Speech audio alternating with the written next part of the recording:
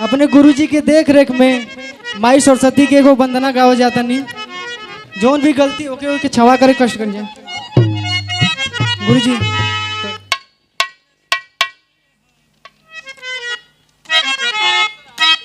तोर जवाब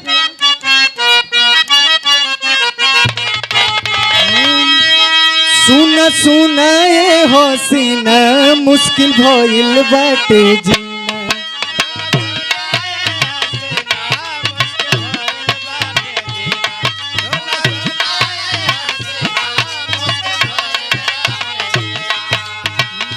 सुन सुन ए हसीना मुश्किल भइल बाटे जीना।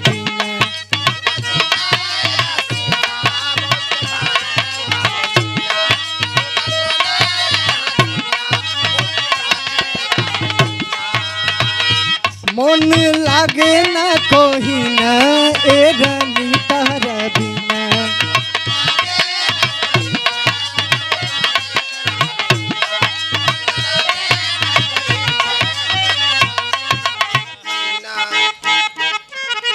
देखिए हमार दीदी जी के तरफ से बहुत सारा पुरस्कार।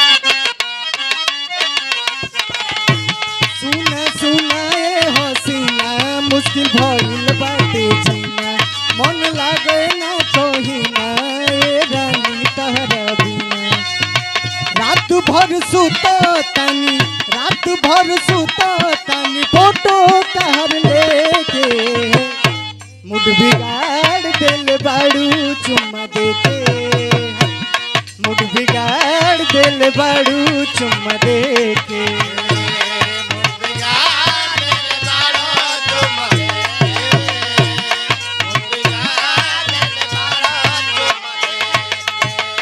लेकिन हमारे गुरुजी लिखना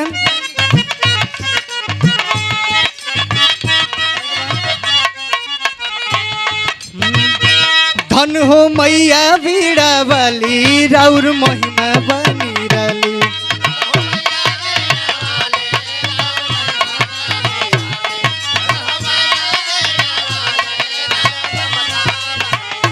जीवन ज्योति जलाने वाली सूरत मैया भोली भाली।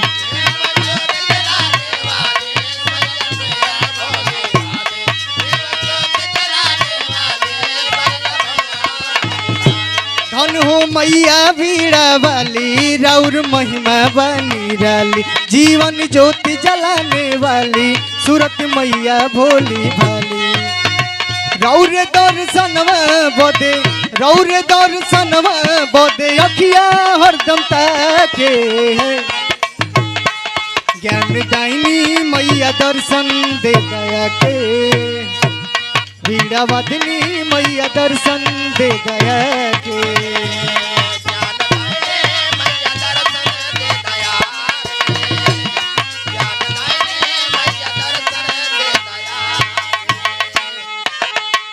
अंतरा में लिखना गुरुजी निकला के श्वेत वस्त्र हंस के सवारिया।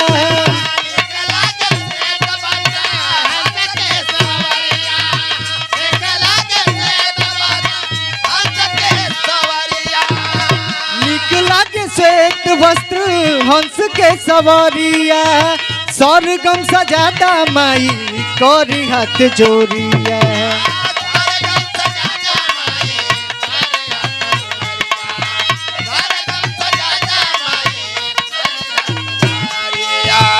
करन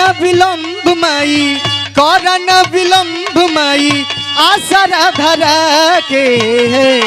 ज्ञान दायनी मैया दर्शन दे गया के। बीड़ा बदनी मैया दर्शन दे गया के।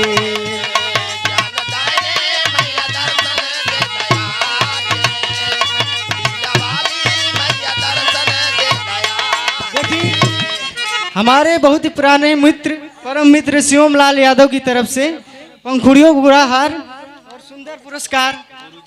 और हमारे गुरुजी की तरफ सब पार्टी के तरफ से बुच्ची चा के तरफ से बहुत सुंदर पुरस्कार बा। आशीर्वाद बनल रहे।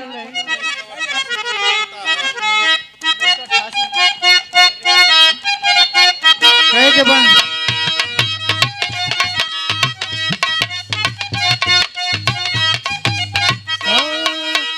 ज्ञान के प्रकाश देके जग उजियार कैलू।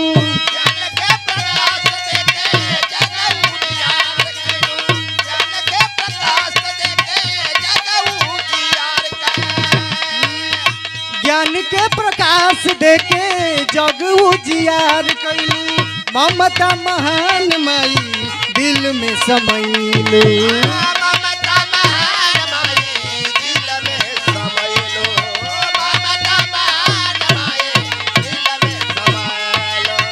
दुष्टन के नाश कैलू, दुष्टन के नाश कैलू, खड़क उठा के।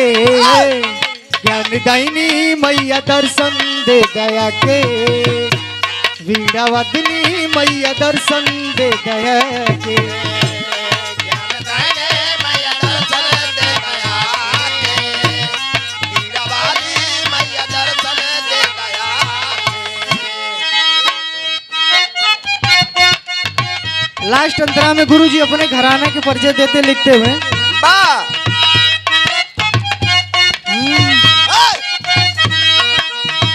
पत्तू सरजू शिव मूरत,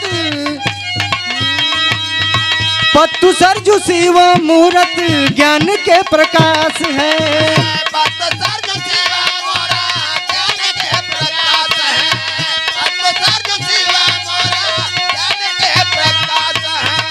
पत्तू सरजू शिव मूरत ज्ञान के प्रकाश है। सोही श्याम देव राहुल दुनिया के आस है।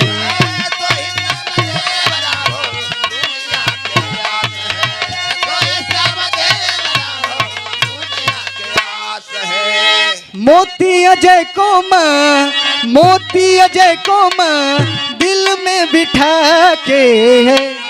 ज्ञान दायिनी मैया दर्शन दे दया के, वीणा वादिनी मैया दर्शन दे दया के।